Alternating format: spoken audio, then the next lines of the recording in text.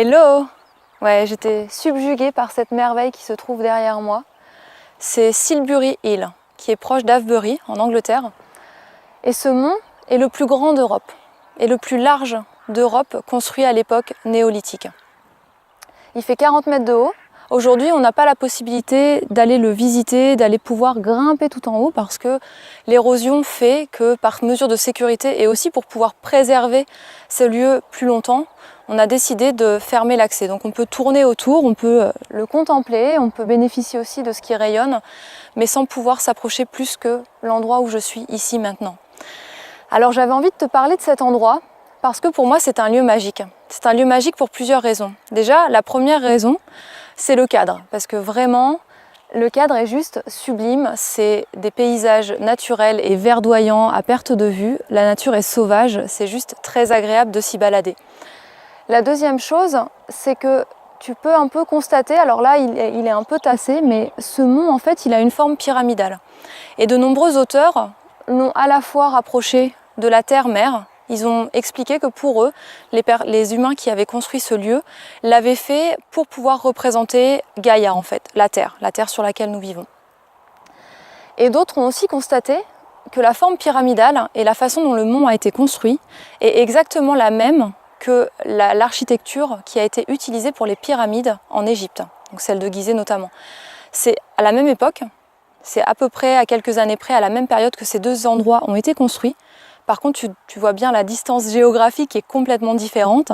Donc on se dit, mais comment est-ce possible que deux lieux utilisent les mêmes savoirs, les mêmes connaissances qui aujourd'hui sont perdues pour l'homme et qui représentent cette forme pyramidale?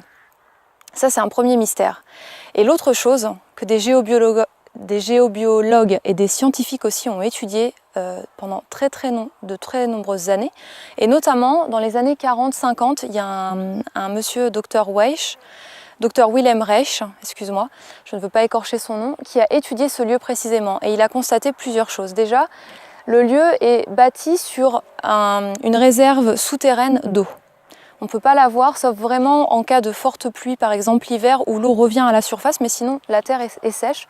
Mais le lieu est vraiment bâti sur une grosse cuve d'eau souterraine. La deuxième chose que ce monsieur a mis en lumière, Dr Reich, il a mis en lumière ce qu'il appelle l'orgone. L'orgone, c'est une énergie qui est présente sur le mont, qui vient des sous-sols du mont et qui rayonne. Et c'est une énergie naturelle qui est complètement libre, qui émane donc de la terre. Et il a démontré que tu pouvais, par exemple, détruire des molécules grâce à cette énergie. Et il a aussi démontré que ça avait des pouvoirs guérisseurs sur le corps humain. Malheureusement, comme toute trouvaille qui nous permette d'aller mieux de manière naturelle et gratuite, ça a été détruit, la police est intervenue, a détruit toutes ces recherches, et aujourd'hui il ne reste plus rien. Il reste juste des connaissances orales, des transmissions qu'il a pu faire, mais il n'y a plus de documents scientifiques de ces recherches pour qu'on puisse, pourquoi pas, reproduire ce type de générateur d'organes, puisque c'est gratuit, ça vient de la terre, et que ça peut permettre notamment de soigner le corps humain. Et l'autre mystère, alors là, peut-être que pour certains, je vais en perdre certains, mais peu importe, l'idée c'est de vous partager l'ensemble des informations que je récupère sur les lieux magiques que je visite. Et donc, la dernière information, c'est qu'il y a beaucoup de témoins qui ont vu des espèces de boules de feu, de boules de lumière sortir du sommet du mont. Alors là, on ne le voit pas trop, mais aujourd'hui, il n'y en a pas. Sortir du sommet du mont. Et il y a beaucoup de témoins qui racontent ça au fil des années, et notamment au moment du solstice d'été. Et le solstice d'été, c'est le 21 juin, donc si tu es en Angleterre au 21 juin, ou si tu as envie de venir, pourquoi pas, écoute, venir ici observer, voir si tu trouves une boule de feu de la taille, les gens disent de la taille d'un ballon de foot, donc qui est quand même pas mal, qui sortent comme des orbes, qui sortent du mont, de ce mont, de Silbury Hill. Voilà pour les légendes, et peut-être ce que j'avais envie de te dire aussi en lien avec la Nouvelle Terre, c'est qu'il est temps, je pense, pour l'homme de se réapproprier ce genre de site et de se reconnecter aussi à la fois à l'énergie naturelle qui est là et qui peut nous permettre de nous soigner. Et en même temps, l'autre élément important, je pense, c'est de se reconnecter à ses connaissances.